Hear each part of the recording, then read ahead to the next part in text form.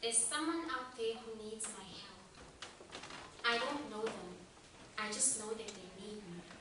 And for some reason, I keep thinking, if someone would appear before the margins of my thoughts and flip open the pages of my index, I'd have nothing to show. Instead, I play hide-and-go-seek behind the fingers of my thumbs, whisper words of pinky promises into the ears of my thumbs and point them in the air, tell them that everything will be okay. Life isn't always about lemons. In fact, lemons are far too arrogant to believe that most people actually prefer chocolate. So when life hands you lemons next time, don't be rude, take them, then politely send them back.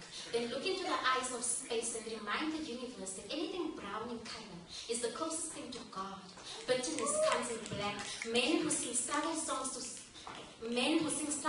to stop their hands from bleeding. I am grey, like the sky on days when the moon feels out of shape. I talk a lot. And most of the time you will learn that I really don't say much with my words. I'm random. I love going to the beach, but I never swim. There's something about the water that frightens me. Below the sandy soil, there's a seaweed made of suicide notes, and I want to read them all, but my ears are like widows. My ears are like widows who lost their men to songs about freedom or something. Freedom is another form of suicide, covered in roses. Ears are like windows, broken but strong. They see things. I've seen too many stories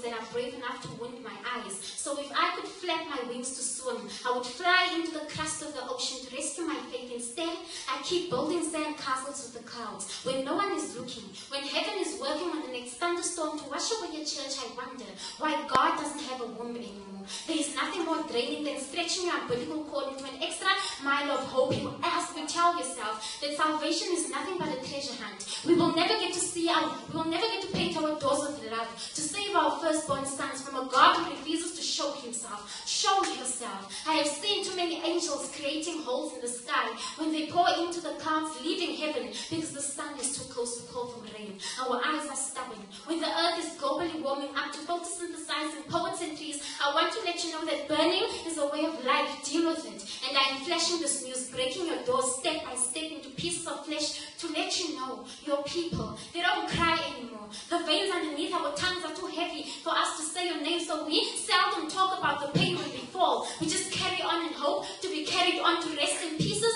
of broken bones and ligaments sticky enough to keep us in this mess we are comfortable. So forgive me if I sound like I don't trust you anymore. I don't like the idea of caterpillars turning into something that I'm not. Though butterflies are the reason we have hope to begin with. And I know this because I keep throwing my heart into massacres of scars. When I ask you to avoid my void from bleeding, you give me vinegar to fill my gut. So now I thirst for the tongues that lash behind my spine. It's connected to the front side of my head. I have been having flashbacks of the times I surrendered my soul to rest. I am nothing. I know nothing. And I feel nothing about the agony because you nailed me to a crossroad and I choose to go left. My right hand side is often wrong about these things. I'm desolate, so I choose to go left because I have never left my side. It's inflicted with the sharpest pain you've ever had to endure. But Lord, I'm yours. I'm still your son. I shine brighter on days when the light at the end of the tunnel feels bad about standing in the spotlight. All the times